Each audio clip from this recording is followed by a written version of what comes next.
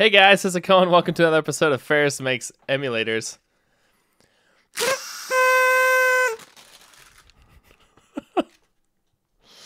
We have a little bit of something to celebrate today.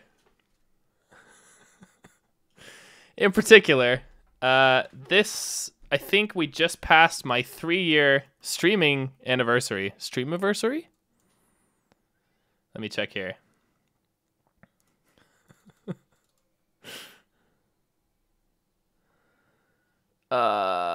This one.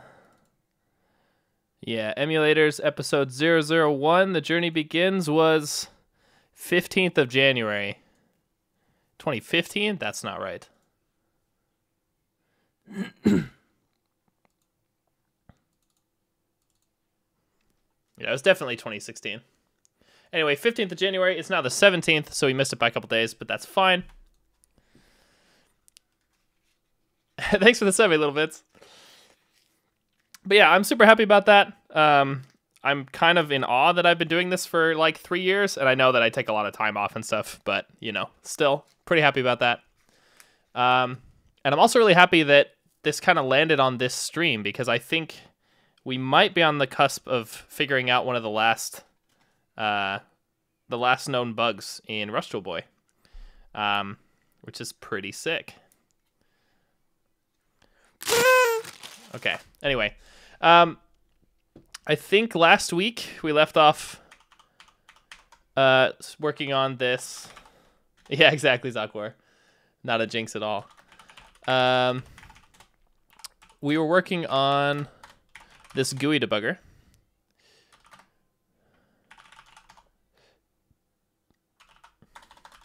Which is just the CLI front end on this branch. Oh, there's definitely bugs I don't know. Yeah, sorry for starting late, Move Away 00. But enjoy your meeting. Bound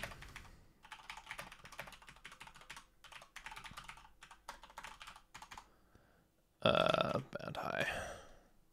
No, that's not the right game.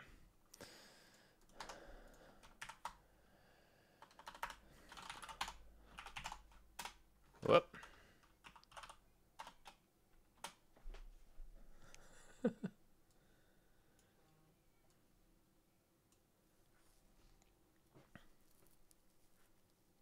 Exactly, Dark Second.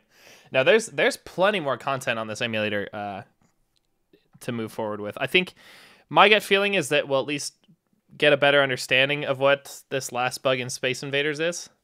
So there's different kind of classes of like bugs, right? So like, if we figure out and fix this one game, then we're at 100% compatibility, at least where all the games are playable, as far as I know. I do know of a few more bugs, like there seem to be some lockup bugs in the golf game, and like all the samples play at the wrong rate in a lot of games. So there's a lot of things that we can still work on with the emulator. Like some cycle exact CPU stuff is something that we can do.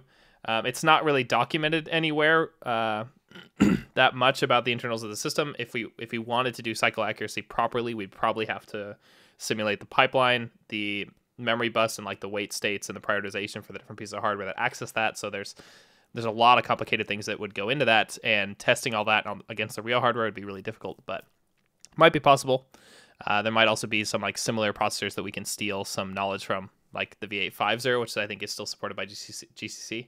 So I think there's a lot of things that we could look at for that. I don't know how far I'll go with that with the simulator when it all comes down to it. One of the things I would actually like to do is do a recompiler for the CPU, at least for x86, maybe ARM, just for fun. I think that would be really enjoyable and would make some good streams. Also because speed. But that's just more that I kind of want to do that, and this is a really good emulator to do that in. So maybe we'll do that eventually. Yeah, exactly, Mad Moose. Someone can decap the NVC. That'd be nice. And the other chips as well while they're at it. But I'm pretty sure like our audio emulation is really good. Our video emulation, as far as I know, is really good, except I think that might be what's going wrong here in this game. So we'll hammer down on that a bit. And there's also stuff like the serial port isn't really emulated entirely correctly. The gamepad isn't emulated entirely correctly. Like we don't support gamepad interrupts currently, which is okay. Like all the games seem to work. Maybe there's some homebrew ones that don't. I don't know, but that would be fairly easy to implement. I just need to find a game that actually uses that, or rewrite some tests. And I still want to do like fuzzing of the video hardware. But anyway, I'm digressing a lot here. The point is I want to dig into this some more. So I think essentially what I found out last week, the bug again is that the lasers in the main game mode in the Space Invaders game don't show up properly. Let me give you guys audio here. So what I've done here is this is what I call an inspector because it's not like feeding back any state. So this is just showing like the RAM contents and the video RAM contents. So like the actual byte, the data byte is the red channel and the blue channel is how recently it was accessed. So it just like sets that to 255 every time I think it's changed is actually what that is since the last snapshot, and then just decrements that. So that's essentially what these views are. And then what I added last week was all these like window state views. And what I already found out is if we look at this particular game mode, I think it was window 21 here, it changes all these parameters only when I'm firing bullets. And that's actually particularly interesting because that means that if we focus on getting as much information visible about that window, we might be able to find, basically figure out what's going wrong here. I'm guessing it's just, like, all the game logic works, so I'm guessing it's just something with rendering, and probably some, like, misinterpreting a sign bit somewhere or something in some of these registers, and I'm not entirely sure, so I want to dig into that.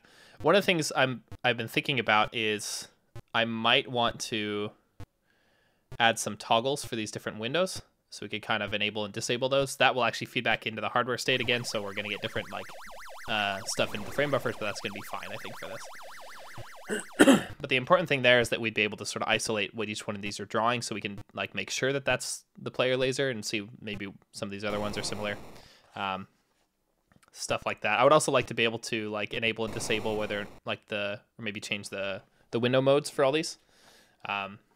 Not sure how deep I want to go with this, but that's one thing I want to do. I would also really like to render the bounds of the different windows and sort of where they're drawing to on screen. I think that would be really helpful.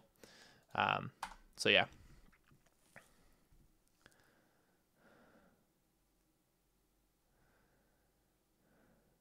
Madmu said, what's the P parameter? That's the parallax, so that determines how far apart the graphics are. Like it on the left eye, it shifts it to the left or right, and on the right eye, it shifts it in the opposite direction, and that's what gives it the 3D look. Like it renders to both the left and right frame buffers, but then shifted horizontally, and the parallax determines how much it does that. Anyway, hi guys in the chat. I forgot to do that. Mad Moose, Zalcor, Pyro, Michael C, Jono, 8 Little Bits, G Superlin, Dark Second, CPDT, Move Away. I guess he's already gone, but Love Like Semtex, Middle Voids. Someone yell at me if I missed you. G Superland.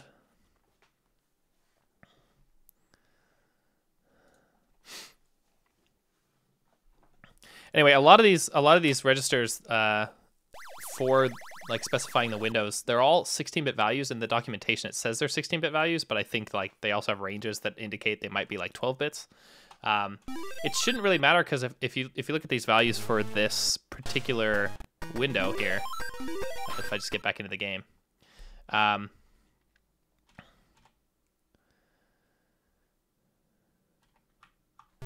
so again, we're looking at window 21 here. I know it's a little small for you guys, but like, so this says like C001, and like that, the high bit is still set there, so it's negative something. And in all these other ones, it's also C00 something, but then sometimes it's F. If we assume that like these are the enemy lasers, it seems that we can't see them when they're C, but we can see them when they're F, and I don't really know what that all means at the moment. So again, rendering like the bounds of the windows might really help. I also think the maybe if we disable affine rendering, we might see something interesting. In fact, I'm actually going to try that just really quickly when I think about it. We just search affine. This is the easy way to do it.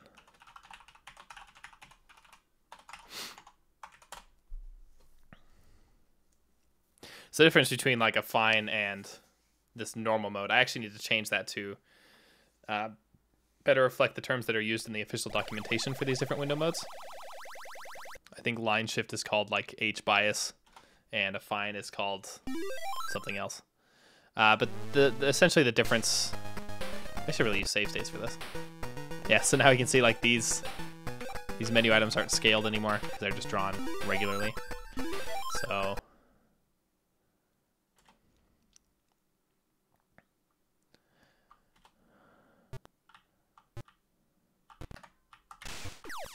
okay, so we still don't see our bullet here.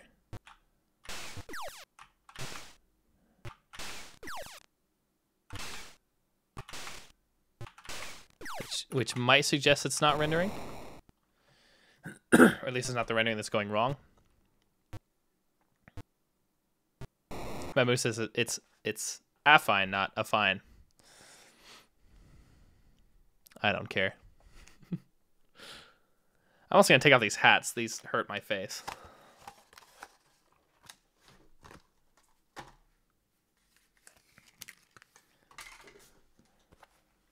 Rest assured, it's still party time.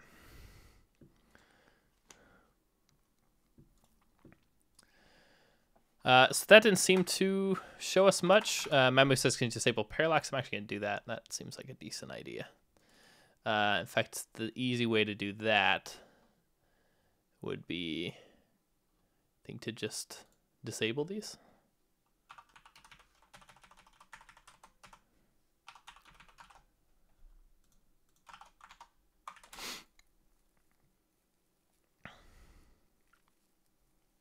Yeah, exactly, Dark Second. Like, in that top area, none of them show, but in the bottom area, they tend to. The player ones as well.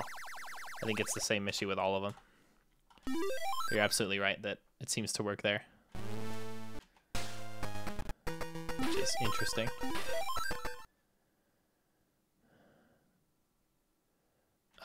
Did I actually disable the parallax? Pretty sure I did here. Looks like a lot of this stuff still has separate left and right. Okay, hey, that's interesting. Now we see the lasers. That's awesome. That means it's something with calculating the parallax values. Also very odd that it doesn't seem to need these to render correctly. Absolutely, Mad Moose. Take full credit, please.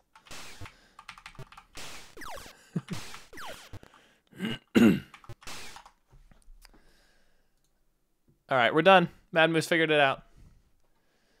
No, we gotta find out why this is the case. Couple things first.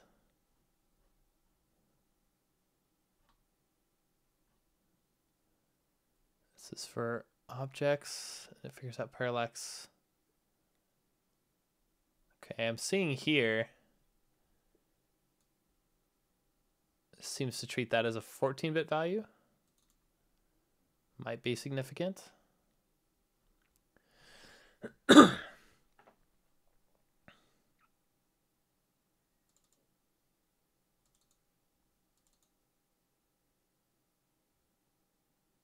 Okay, I think this still uses these affine primers. So in the affine mode, you can see it reads window Y and height, and so yeah, window Y times 16. So it reads a bunch of these values from tables in memory to be able to specify different like scaling rotation values per scan line. And this is just to make it easier to do these kind of pseudo 3D effects. Like doing this, it's really equivalent to like HDMA on the Super Nintendo. But it seems that that's more or less correct, and that's probably how we're getting the perspective that we're already seeing. But then where does the... Because we can see this is like a fine parallax. And then that's going to be applied to here. Window X wrapping, add this. But where is the other parallax stuff? Where is that applied?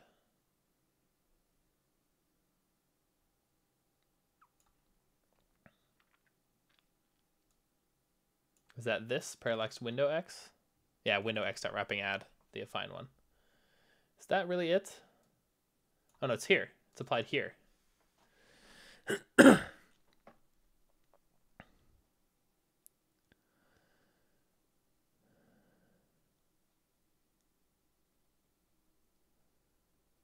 Yeah, so I do this wrapping add with these unsigned values. So if it has like a sign bit set, then that's going to cause it to go negative here.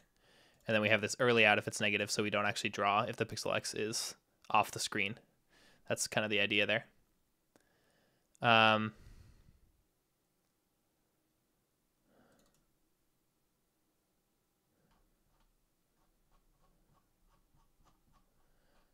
I think actually this goes over the entire area of the screen when it does this loop for convenience.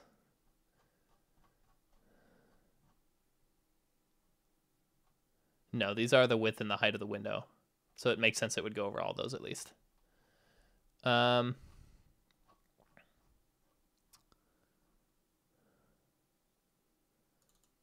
window plus parallax. Because I guess this window here is already... Where is that value set? Oh, that's in 0 to width. So... You know, I'm actually not sure that this is correct here. Because I'm wondering if this check here should actually be applied here.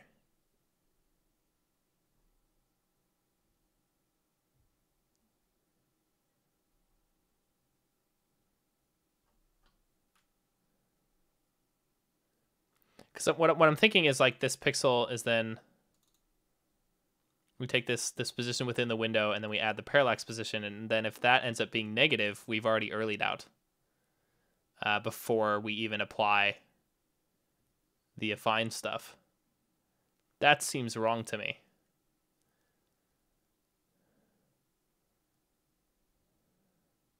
Oh no, that's not what it is, because this is... Or is it? I'm not actually sure here.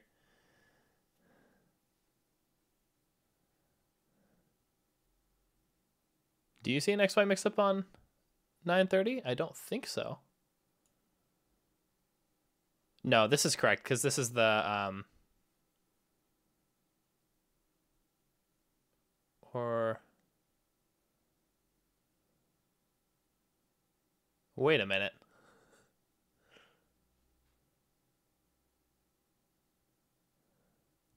Hey, Molive.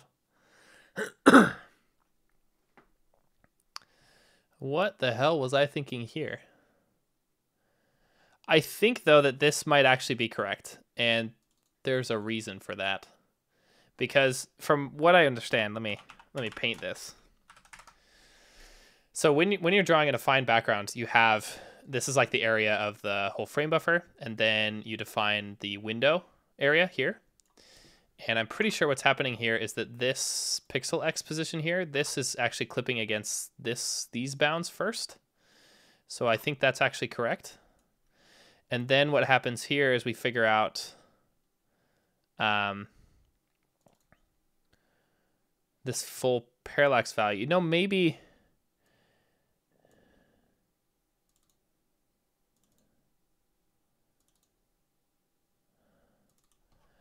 I'm actually not sure about that early out.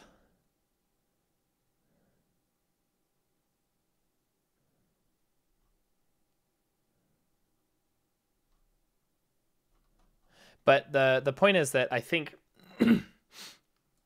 I think this is actually correct, because we're gonna go through all the pixels. Yeah, so we go through all the scan lines here, And for each one of those, we figure out the X position, and then we clip it to the window. So like, let's say we're here.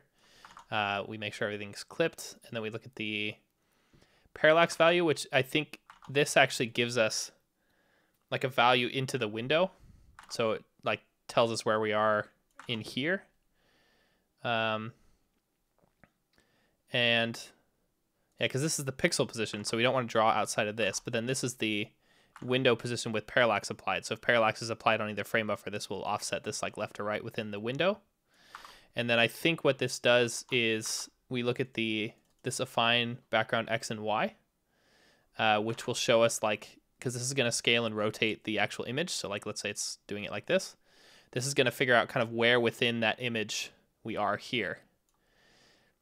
So these affine BGX and those things, those end up being applied, like those are relative to what those values should be at the beginning of the scan line. So like it's going to scan, something like this from this original image. So that I think this affine BGX and Y is actually this value here then. And then it needs to do these increment values, which is how much it increments every pixel times how many pixels we've seen here. So I think this is actually correct because we're sort of applying this X and Y position increments, which are in this space. I kind of drew this wrong, but like X and then Y. And so we need to update X and Y in this space for every pixel. So that's why I'm multiplying by X here. And I am like 90% sure of that. I'm fairly certain that's how this works.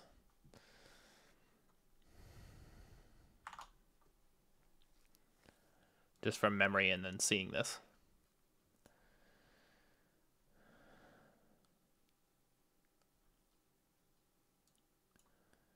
So the interesting thing here is BG parallax and parallax.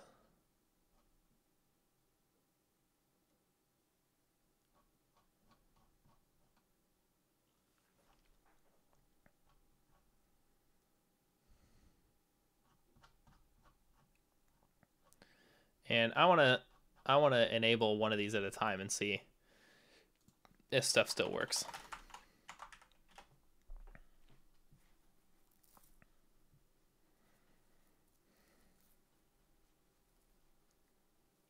I was expecting to have to add like more stuff to this debug view before we even saw anything useful, but since we're already seeing a case where these do show up, I think it's worth just exploring this path.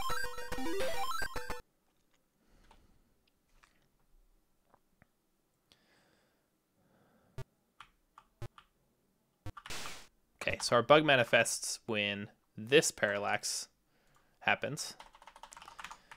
So let's try it the other way.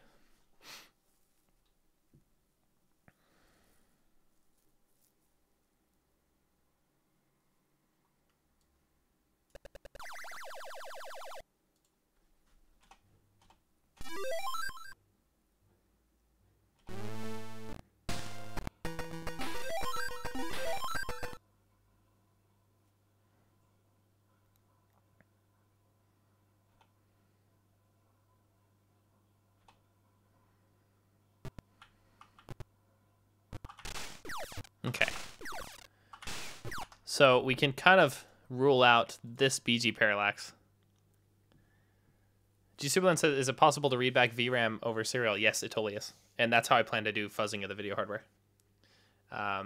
Is I want to set the frame buffers to known states because they're accessible from the main system bus. It's just memory mapped all the VRAM addresses. So we can set the initial VRAM contents and then set up some video hardware state and then have it render on the hardware and in the emulator, and then we can read back the results and then compare them. So yeah, I totally want to make some test cases like that. I gotta set up that whole rig again at some point, but anyway, it seems that this parallax value is the one that fucks stuff up. Now I actually want to try something just for funsies.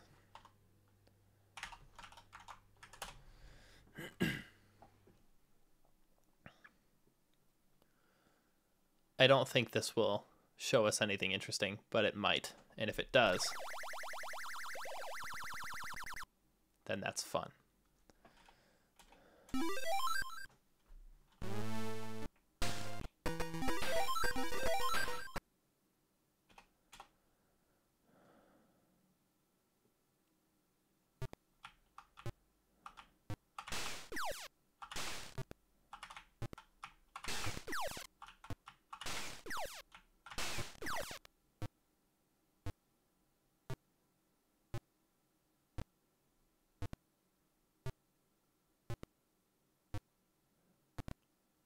I mean, we do see the parallax changes from like C something to F something as it sort of crosses this boundary from invisible to visible. So maybe there's something interesting with those values. In particular, if we do like, which that should be -1. Let's do this. I saw like C002.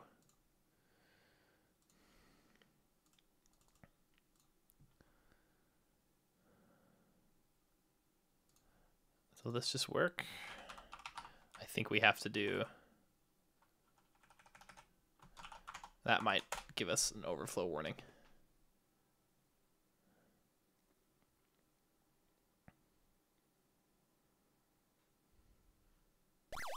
Or not.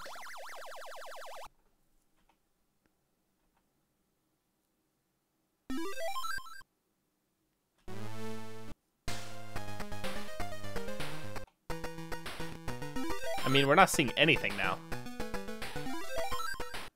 So that already tells me that whatever value this was, we don't see shit.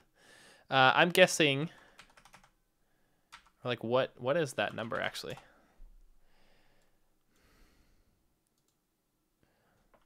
I mean, we can just do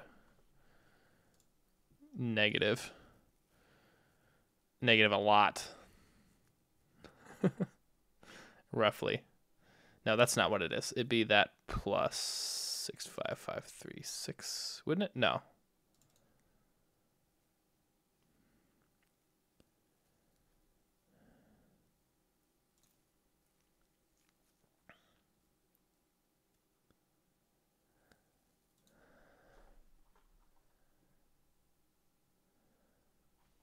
What am I thinking here?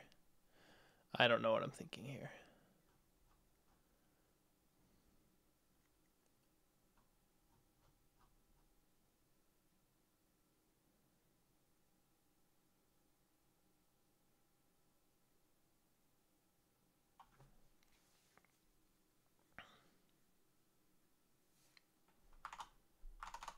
Oh yeah, that's the easy way to do this. Watch Ferris not know how to use this calculator. Ew. Okay, so C002. That is a big number. Negative 16,000 something. Whereas like FFFF, it's like -1. So doesn't that just seem enormous?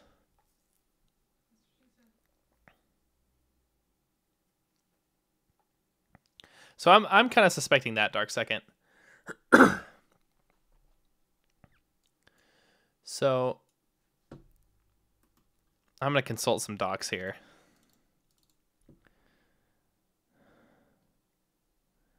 Which unfortunately I can't show. But I can interpret. Let's try to find this.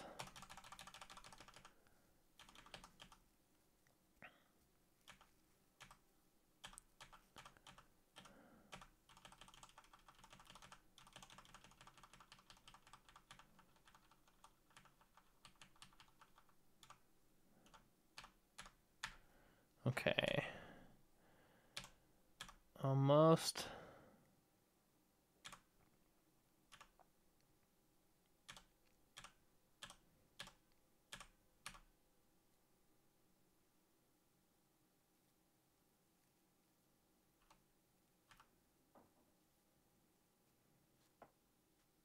Pyro, it should be they should be interpreted as signed values. I think just for like simplicity's sake, I actually did everything as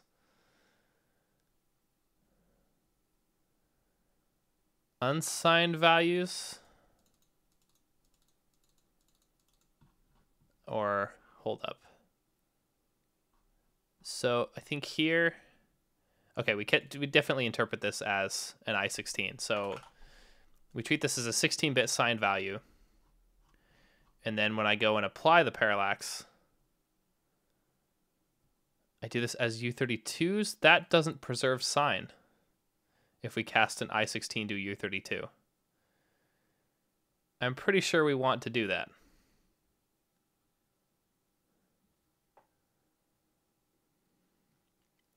It might be an S14, Michael C. That might be another thing. I'm just gonna go out on a limb here.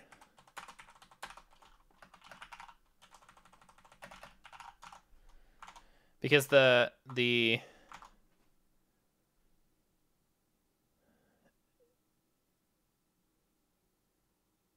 I actually need to hold up.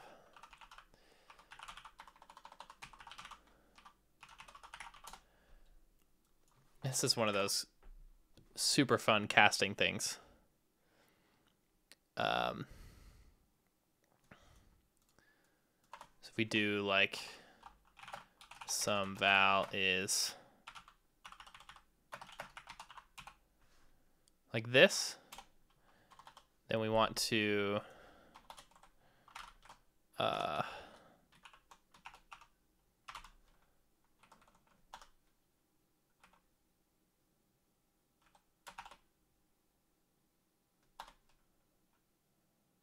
yeah, like that. And then we'll do some val as U32.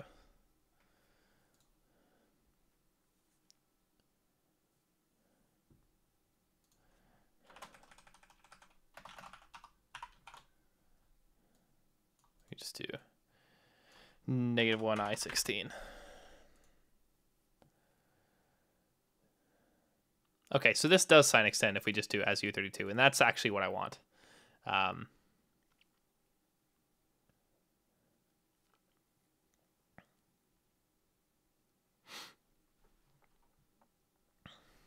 So then this code was correct.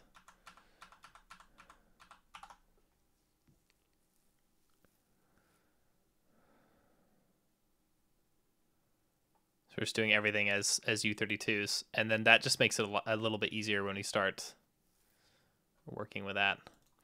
So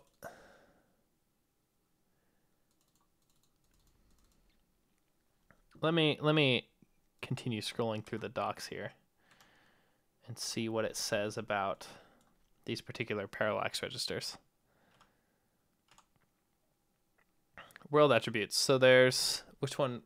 This parallax. I need to really rename these to match the hardware docs.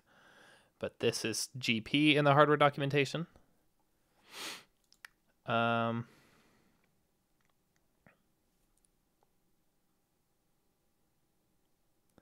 Okay, so the interesting thing here is that the range that it says this is specified in is -512 to 511, which is 10 bits. 9 in a sign bit, isn't it? So if we did -512.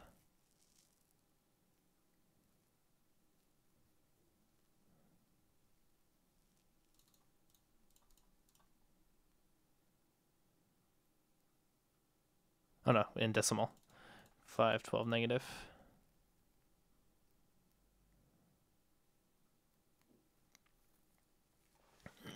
Hey, Drew, too.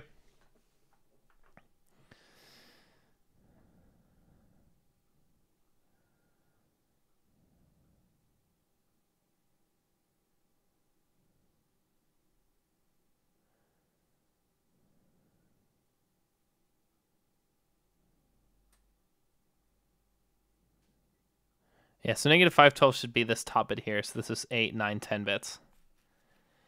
So maybe it's that simple that we just need to reinterpret this as 10 bits first. that's easy to fix.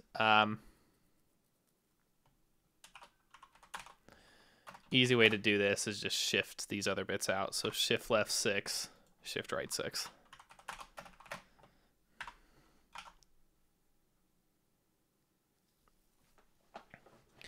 It also says the same thing about X in this case. And for Y, it's actually 0 to 224. I'm not so sure I believe that.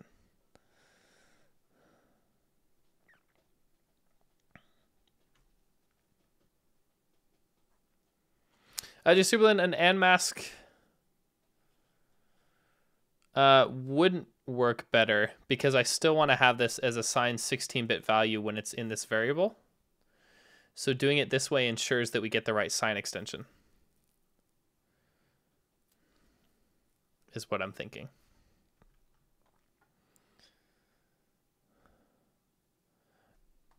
And for now, I'm just doing this for convenience because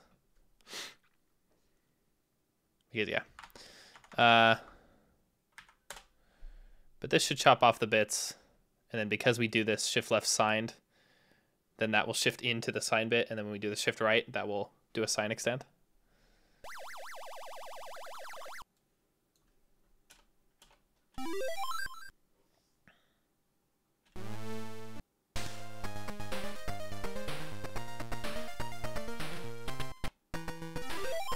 Yeah, Medmoose, that would be equivalent, and that's where I tend to like to do those kind of masks.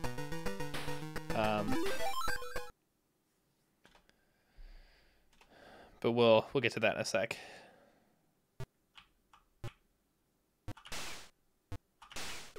Okay.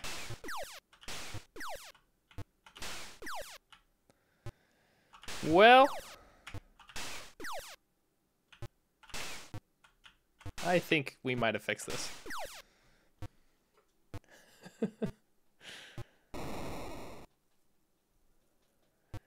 It totally looks like we're shooting 2, but you know, that totally makes sense because if we look at how the parallax works, it's like 2 and then it kind of converges to 1 in the area of the screen where it would transition from like invisible to visible. So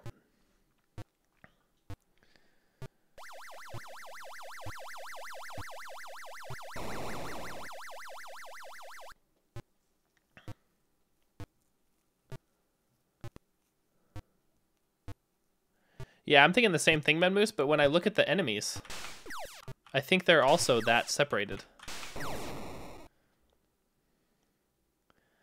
So I think that's actually correct. I mean, it would make sense if it's correct. Like, a lot of the logic that's in this video hardware emulation is meant to be... Like, I try to kind of distill it to, like, its simplest possible version of what this logic could be.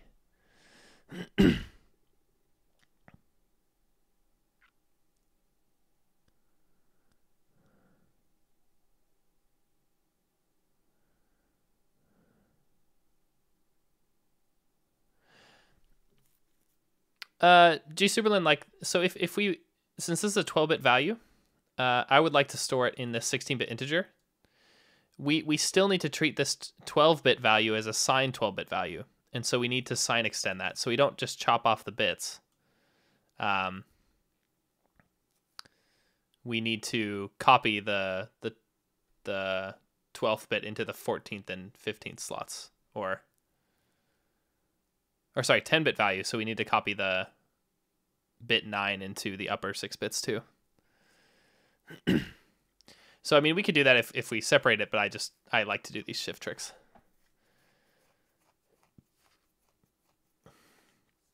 This would actually be, in terms of the separation, this would actually be a great time to have proper 3D glasses, which I do not have.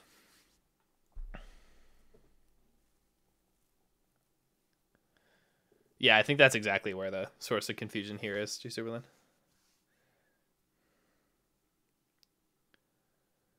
I don't think it's terribly weird to have that. I mean, you'd write it as a 16-bit value, so it'd be aligned to that, but then you would use less lines in the hardware, like less wires. And less bits to actually store the register value. So I think that would make sense in this case.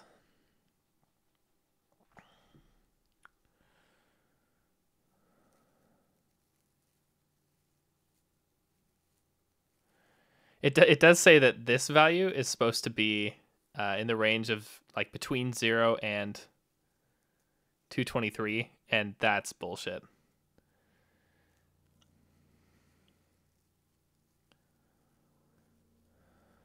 I am 100% guessing that this is going to be an 8-bit value.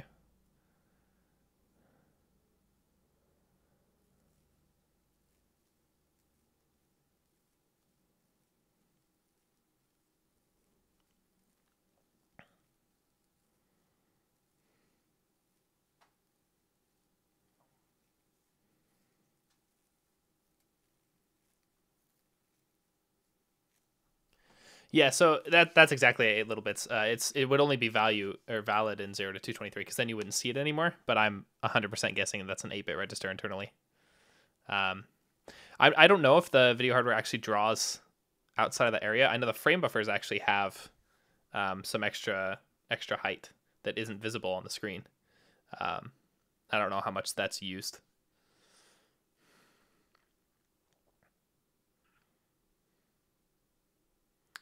Yeah, so Pyro, the system is actually 32 bits, but in this case, we read and write to these registers just with 16-bit values, and that's just kind of a detail of how they're aligned in memory, or at least how the memory mapping is aligned.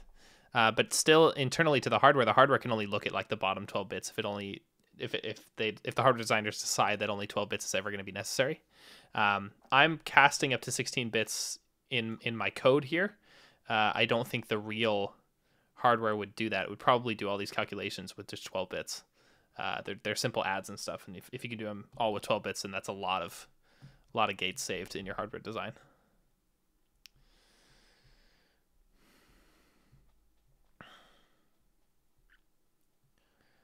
That's kind of why you might do that in hardware, and that's pretty common.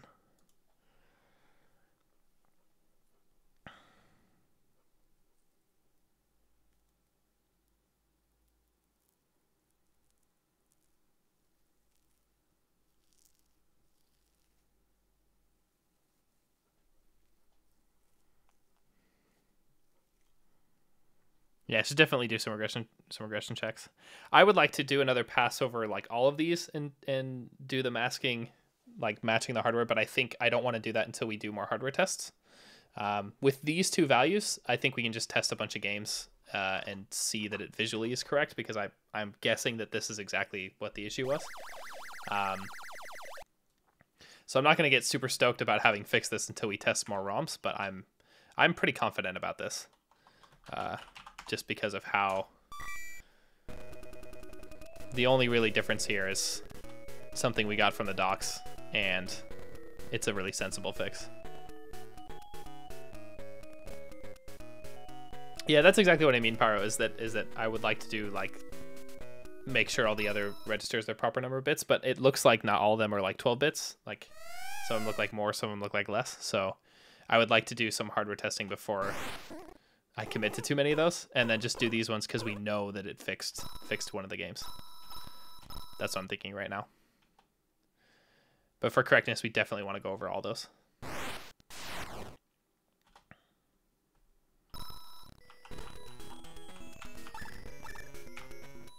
So my answer is basically yes, we totally want to do that, but I want to do that I want to do that register by register when we have test cases. And only focus on stuff we know is broken.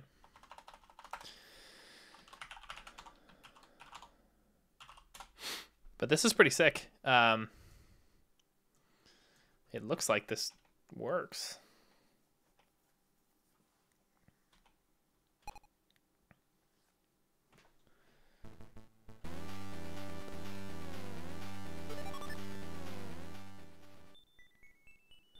Yeah, that'd be awesome, 8 little bits, if you could literally look at this. And we can see that parallax is okay. I mean, I'm convinced about that. Bound High is the one that uses parallax most.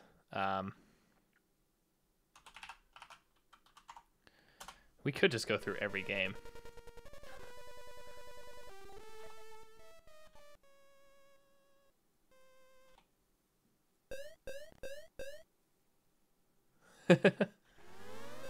Yeah, Virtual Boys are not that cheap. I mean, they're not ridiculous, but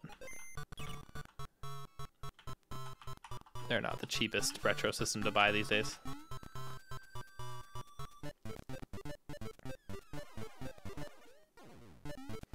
Yeah, let's do that 8 little bits.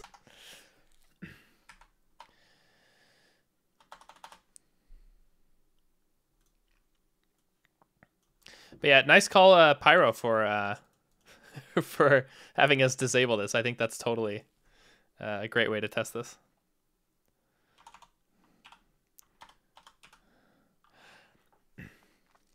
Yeah, the like I paid around a couple $100 for mine. And then I got some cheaper ones that were like already kind of broken but work enough. Like the one I actually have on my desk is one of the defective units, where one of the ribbon cables on one of the eyepieces needs to be repaired, but other than that it works just fine. But I think I'm not that surprised that there would be one for $1,000. Like if it was in really good condition, someone didn't really know what they were selling. Doesn't surprise me at all with some of the cost of like the games as well that you see, that someone would price something ridiculous like that. But usually they don't go for that much, but still they're not the cheapest.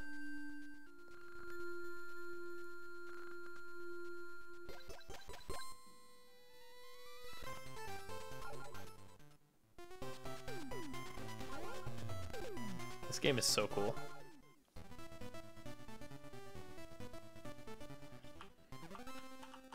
I have no idea how to play it, but I just think it's really rad.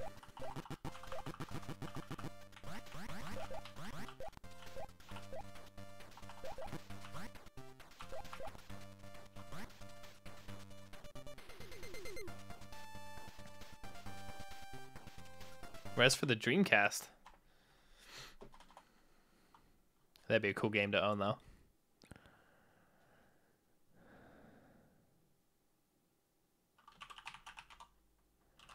I'm actually gonna call this as fixed already, because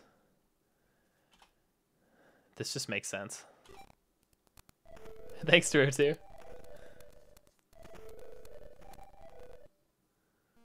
Did you watch the beginning of the stream again? This bug up here, by the way, with the flashing being the wrong color here, is totally correct. That's actually not a bug. That's actually a workaround, so it doesn't look super bad. There's this Gundam game that actually shows that bug. That's in the hardware that we implement correctly. So that's fun.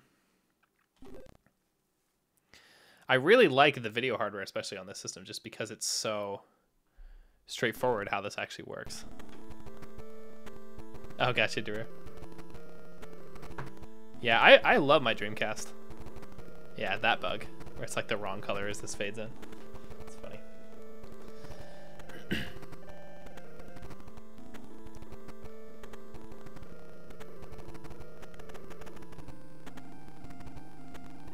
I'm thinking about G Superland. I would like to focus on however we can make the RetroArch front end the best first, and then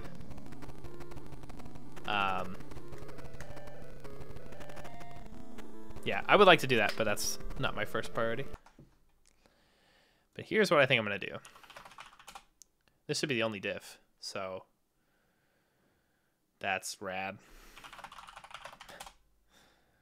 Really? Then we'll stash it. Then we'll check out master. Then we'll pop the stash.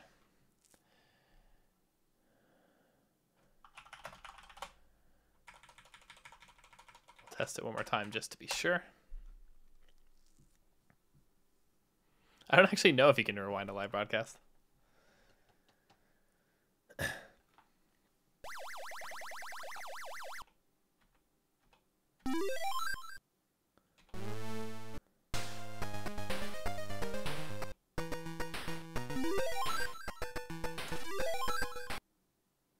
Yeah, I would love to do like fuzzing tests on the video hardware.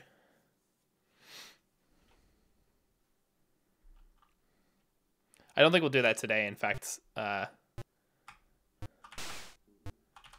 I might cut off the stream pretty quick here, just because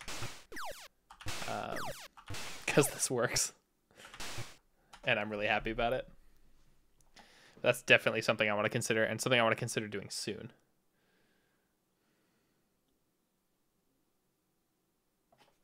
Oh, thanks, Love Like Some Text. Yeah, I definitely need to pick up some of those. These at least look like they're decent enough quality and cheap. So I'll probably use that. No worries, Mad Moose. This is perfect.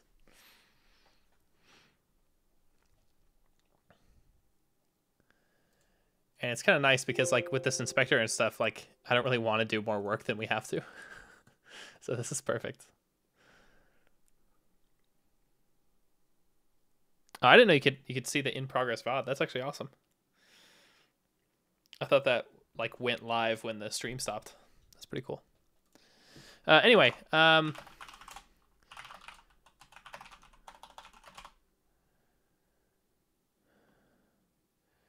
another thing, by the way, is that this I'm gonna write this in the commit message. But since we're doing this masking as we read the value from actually, you know what? I think these world attributes, I think they're just in DRAM. So I think those would still be stored as 16-bit values. So if you wrote one and then read it back, you'd still get a 16-bit value back, I think. And then this would just be masked 12 bits when it reads it, when the video hardware reads it. That's probably what's happening here, and that would make this the correct place to do this logic.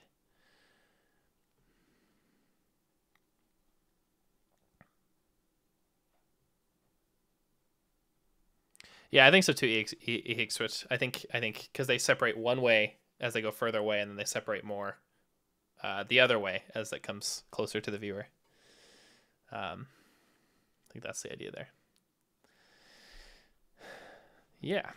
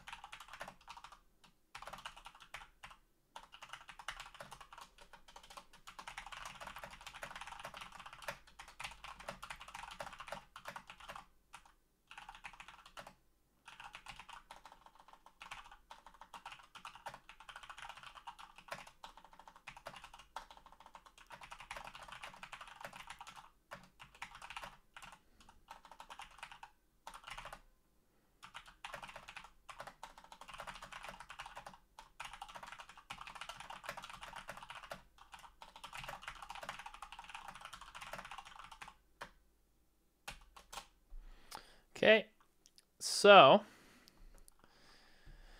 there's that, and now before I push this,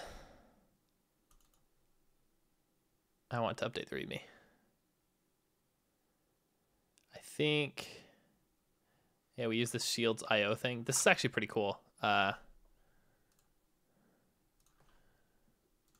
it'll just generate one for you with like this format here. So if we do 100% and then green, that's what we want.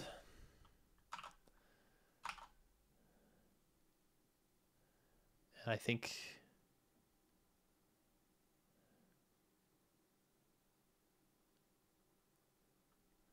I'm going to change some of this stuff.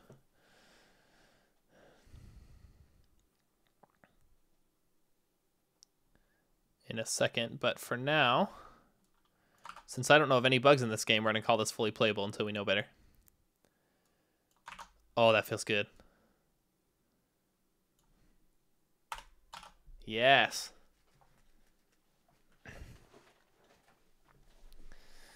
Now I'm starting to feel this. It only took 2 years, but we do now emulate all commercial Virtual Boy titles. Bam.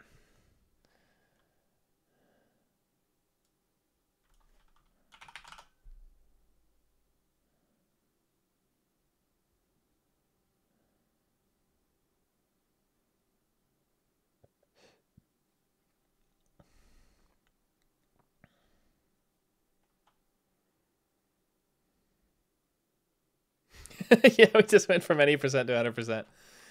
Can you tell GDQ just happened? That's great. I think this is good here.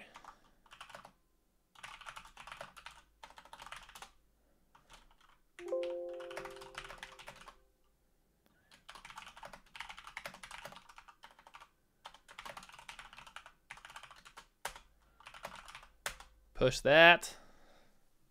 Sweet. Before I move on, I also want to update the website, which is here. And I think I just have index, and I think it's the same stuff here.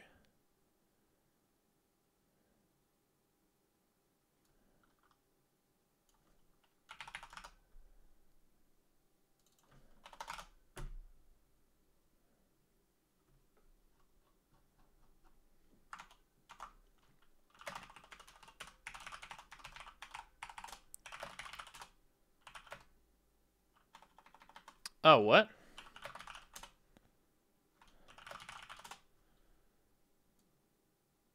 Did I start on another post a long time ago?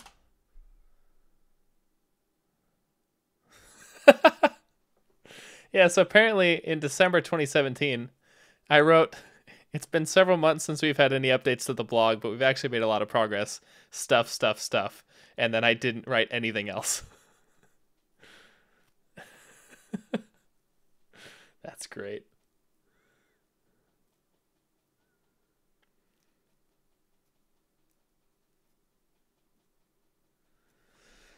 So I might want to do an update to that blog. Probably will do that, but I don't want to do that right now.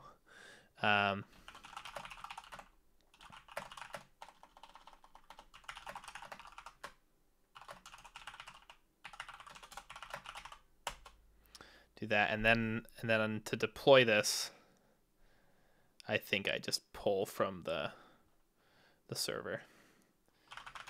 So I'll do some magical things. Oh no.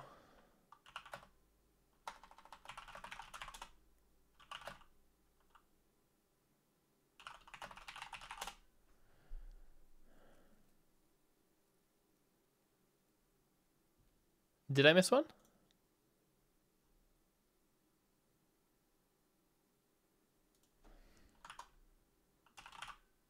Oh, totally.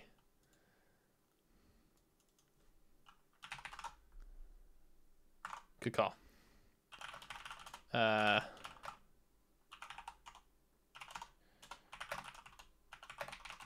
Just amend the commit there. Sweet. Yeah, I think you're totally right, G Superland. I would like to write a little bit about how we found these bugs. We'll see. Oh, G Superland, by the way, speaking of Blink, I found the coolest website yesterday from this Italian, like 19-year-old guy from either the late 90s or early 2000s. I'm not sure. But it's the coolest. Like, this is exactly what I remember from that era of web design. This is an extremely important tangent, by the way. I'm going to post it in chat, and I'm going to show you guys. This is so good. First of all, like, it's constrained on the width, which is awesome. Game programming with DJ GPP. But just, you're going to love this if you click around in here. This picture is amazing. This guy talks about, like, I'm going to go to his about page. And I want to be very clear here. I'm not making fun of this at all. I genuinely love this because it's exactly what I remember. What can I tell about me? Well, my real name is this, but I prefer the alias The Dark Angel. 8 Little Bits remembers this site even. That's awesome. The graphics here by Lord Azathoth. Oh, this is pure gold. And this gets better. So if we pull up the inspector here, and I'm just gonna inspect one of these because you'll notice that this is not an image, this colored text here. And if I go over this, all these letters here have individual colors set. That's how they did this. Oh, this is so classic. And how I found this actually is, I don't remember why I was looking into it, but something made me think of how I didn't know how memory segmentation worked on the original x86. And so I was looking at that, and I ended up getting to this VGA thing because I knew that like this address is video memory in VGA mode 13H, and so I wanted to see like how that would be expanded when you set the segment stuff. It doesn't really matter, but that's how I found this, and this is gold. If you guys are curious about any of that. So yeah. Anyway, had to share that because that's just awesome. Now I need to publish this site.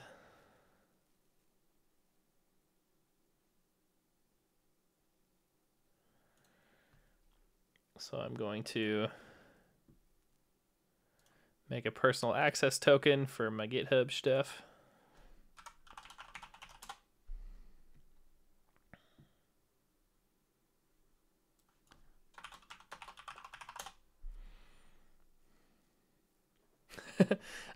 I 100% will G Superland. I already bought xenowing.com last year. Which part is it, G Superland? Tell me. I need to know.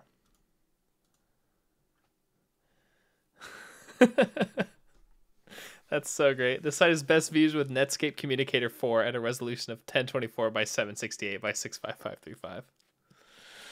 You need all 65,535 colors.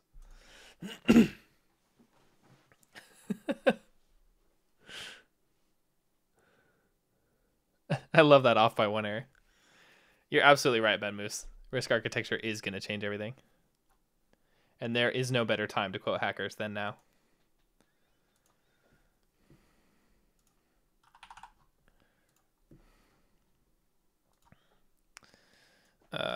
Yep, Ferris at rustualboy.com. I think. Let's not show how all this is organized here. And I think I just do a git pull. And I guess I didn't need to generate a token. Maybe I have those or SSH tokens and everything set up here. Or SSH. Is it tokens? I don't remember. Keys. That's the word. Why couldn't I remember that? And I think that's it. I think then go to Rustual Boy, and that's published now.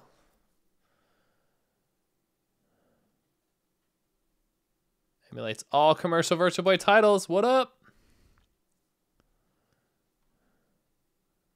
Oh. Now I'm feeling it. Now I'm feeling it. 2 years. We got there. 100% compatibility with all commercial titles. That feels good. That feels really good. A lot of these, I like the emojis I use here because like incompatible is this circle with the dash through it, and then you have fully playable as a heart, and then playable as a broken heart. So like there may still be bugs. So like we know the timer might still be a little off on some of these. There's some soft locks in this game. Small audio glitches. This one I actually suspect might actually be okay. And if we emulate the analog components of the audio output, that might actually filter out these glitches. So I'd kind of like to see that. Samples play at the wrong rate. That's the same as this one. And then this one is just due to how we map or how we interpret the physical LED values here. So a lot of that would actually probably be pretty easy to fix, except the timer stuff that we don't really know about. And yes, compatibility is 100% here now. Oh, that's nice. That is so nice. No, I did not finish fixing that bug on bowling. I thought I did at one point by adjusting the timer, but that turned out to not be correct. The rate of the timer is correct, but I think some of like the reset logic and when it triggers is not correct. And I think in combination, that in combination with the CPU not being cycle accurate, I don't think we'll actually get it perfect if we just fix the timer. I'm not entirely sure. So it is a shame there's not more games on the system, and I really need to test more homebrew games. But the priority obviously was the commercial ones first, so we did it. Anyway, I have somewhere here, I believe it's a Road to 1.0 issue, and I opened that February 12th, 2017, and here we can now check this off and this off. That's pretty sick. So what's remaining here is optimization, a little bit of documentation, maturing the front end implementation, all that.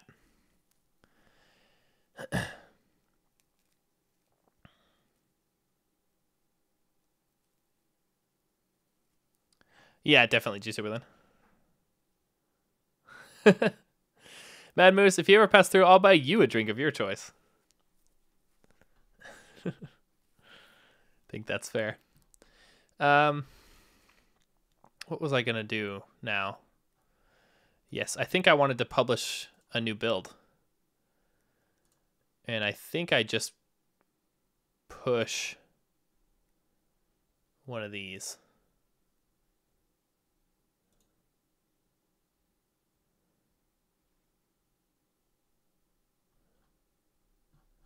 I don't actually remember how to do this.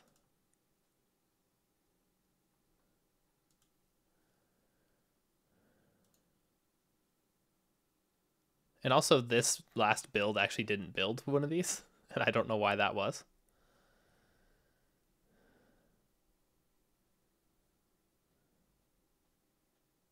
Yeah, a little over a year ago. Was it drafting release? Because I thought that I would just push. I thought the whole thing is that I would just push to a branch that was called that.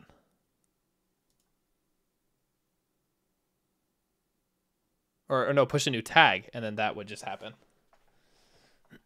Pyro Xenoway next stream? I don't think so. I think I still want to focus on the front end for some more streams.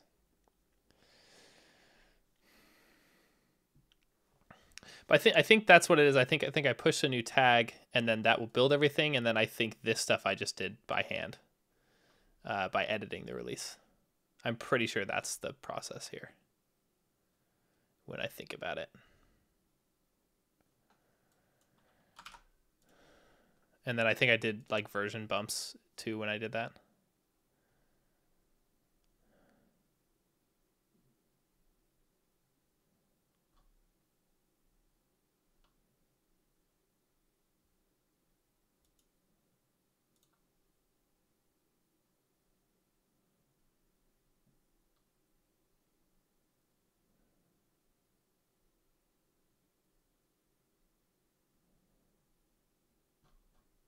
But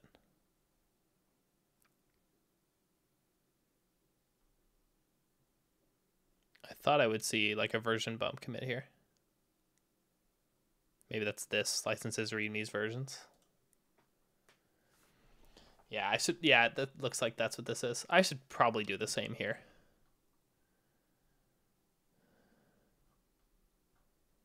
And then we can tag that and push it. I think I'm going to do that really quick here.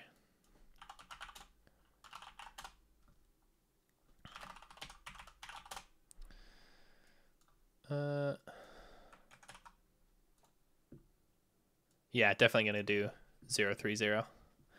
So I think I just went through all these. 2019, what up? Yeah, I did start this in very late 2016. So we'll do this. And third party. I don't think we need to update anything here. But we do want to do doc readme.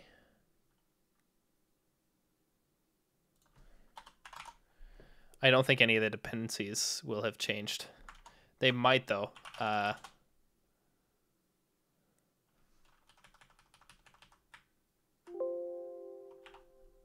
don't think so. Between like, so git show this one, just change that, didn't show the lock file or change the lock file at all.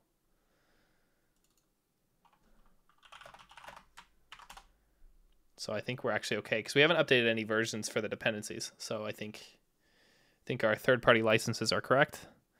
And then we want to go in here, update this bad boy. I don't think I do any of the other stuff for this. I'm just going to build this again just to be sure.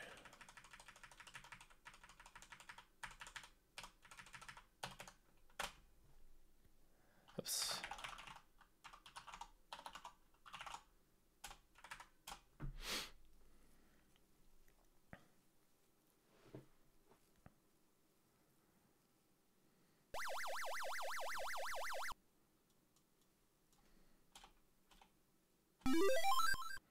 Things look good. Here our lock file changed, but I think that's only the versions here. So that's good. And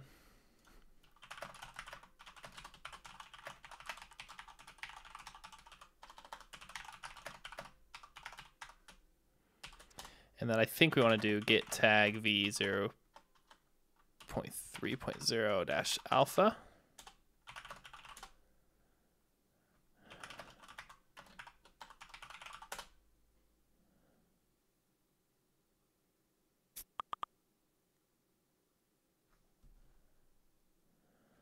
I think that's it. Unless, yeah, git push and git push tags.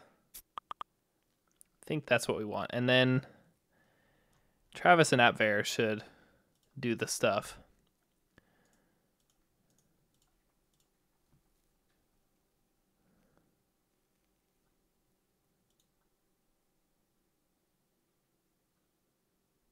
Okay, so we're waiting on AppVer. Travis is starting to build it now. Oh yeah, sorry, I do have Slack open. Slack, I have GitHub integrations for all these projects, so I get GitHub notifications or Slack notifications whenever I push. So that's what's happening there.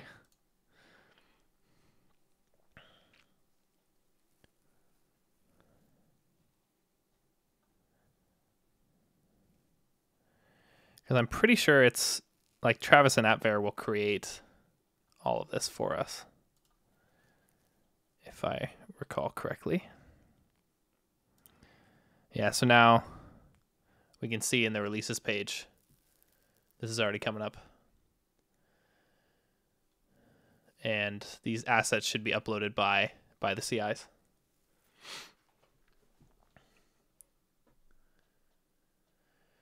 And in the meantime, I'm just going to write a tiny thing here about it.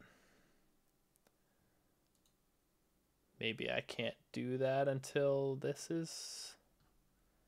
we get these. I'm not sure. But it looks like one of the targets finished for Linux.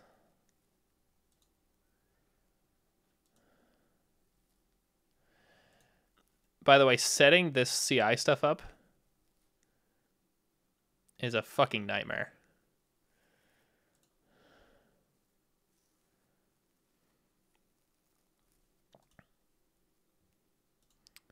The trouble that just looks to be the commit message.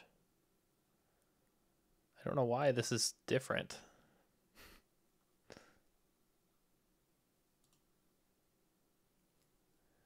Maybe I do use this.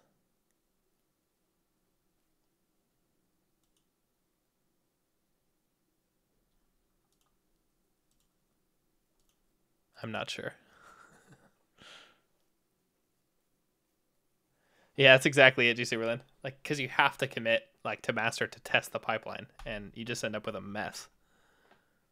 Super annoying.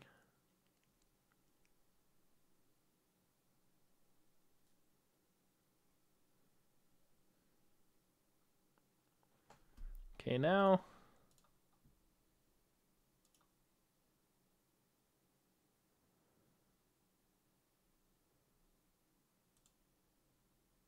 got a couple builds going on in Travis.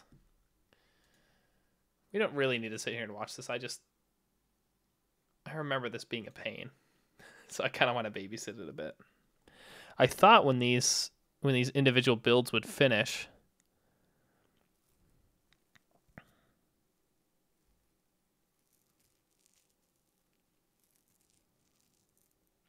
that it would automatically upload the artifacts. I really hope that's the case.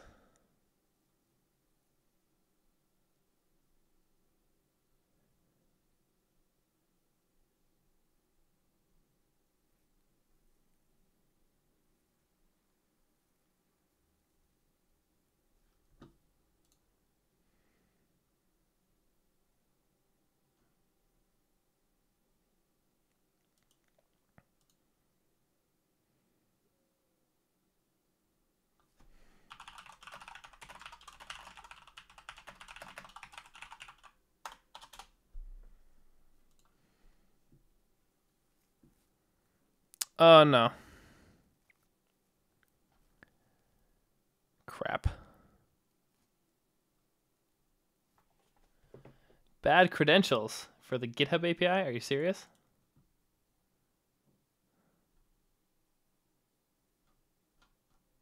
Okay, so CI is busted. Ugh. That makes me furious. Okay, then I'm going to cancel that build. And we're going to drop this release if I can. If not, I don't really care.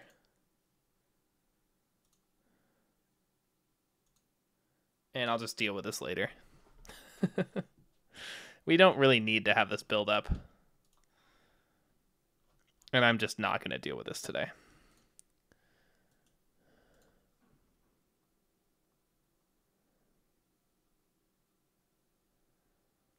I'm not at all surprised that this happened. Anyway, we made it 100%. Yay! That actually really kind of puts a damper on my celebratory mood. But okay.